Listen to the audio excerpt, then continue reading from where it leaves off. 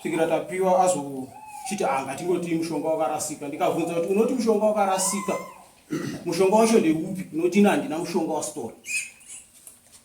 Zvikanzi ngachiendai munotora ivhu pamba pake moisa mumbiya neupfu hwerukweza mouya nazvo kuno. Kana paripo pane mushonga wangu ndinobva ndazviona kuti ndo pane mushonga wangu. Tikadzoka pamba pangu tikasvika pakatorwa ivhu repamba pangu ndikaendeswa pastora. Ndikabva ndachinzi chibhadhara, ndikabhadhara pfuma yangu. Ndiri pakumanikidzika kuti pfuma yangu iri kuenda pane zvinhu zvandisina kuita.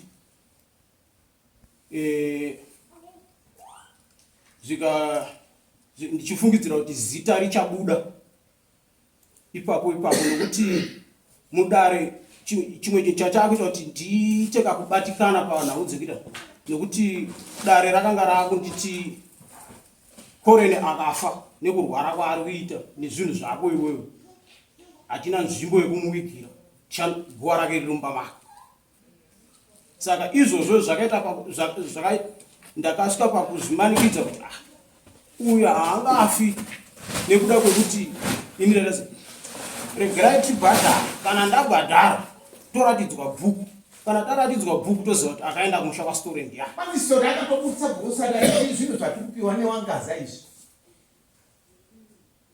Asi sitore definitely sitore inini semaona andikuita. Sitore aifanira kunge ari panapa tichisangana nyaya ichitaurwa. Because patakaramba tichisunga sitore ndiri kuitira kuti uyu asaone dare raheadman nyamamba kuti rakatengwe tiri agent. Takasunga sitore several times sitore tamubata. Sitore yakaine bhuku. Uyu ndikazomutaura kuti tapi ma-assessors fonera Phineas since achisuka kuti tazokwana bhuku taona zita rako uya kuno. Asi tine question mark kuti 2014 angasati augara kunyakadima anga ari pasanani. Ngauye tiite miti kwa story. Saka ndikuziva chicha katika bozi munhu aibudirwa munhu wani. Kwa story neiwe. Munhu wani. Iri true. Munhu wani aibudirwa nemzimiti. Tatakuda mwana wacho imakuita. Saka zvasenda nema kundipa mukana wakanaka kwekuitawo zvandoita bozi kwa wakaenda ndikuziva kuti chicha kaitika ikoko. Mukandipa mukana endobudisa. uyu kudawo nhasi. Kwete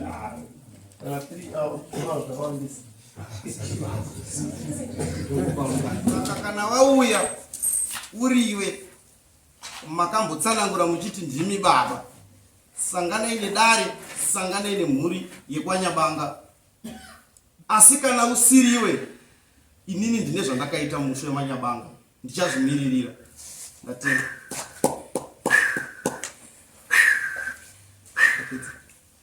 Awo. Baba. Zvakamgara. Yatakamirira nyiti peji. Ndinge kwa beni nyabanga.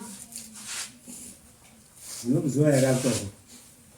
Beni munomuziva here wana Nyabanga. Weshe munomuziva here. Beni ndiani wenyu? ini ndiri pano wacho ndomujari mukoma wangu. Mukomani. Mukoma wangu. Enderera mberi nhoroondo vari kuguma. Ndapinda kwa beni. Inini ndakaburitswa nokuda kwokusimudzwa wira wangu. Akaenda kumba kweuyu. Mwana wangu uyu mushure mekurwara. Mwana wangu akarwara kwenguva refu. Achifamba achinzwa kuti munin'ina wake uyu akabata kwasitore. Saka zvandakaburitswa nasahwira wangu uyu, ini ndakaenda ndege kunopuma mwana wangu uyu. Zvechokwadi ndakasvika pamba pake. Mwana wake uyu aida kubudirwa naparadzai. Asi akatsika kuti paradzai agara rege kubuda mumusha make.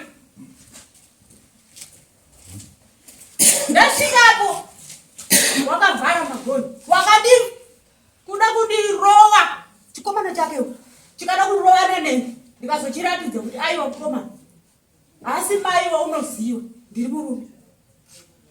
Ndopa akasvika akada kutivhika, ndikati wawingei pano? Ndikati pano ndawinga kuti tiburitse paradzai tiende kumusha kwasitore.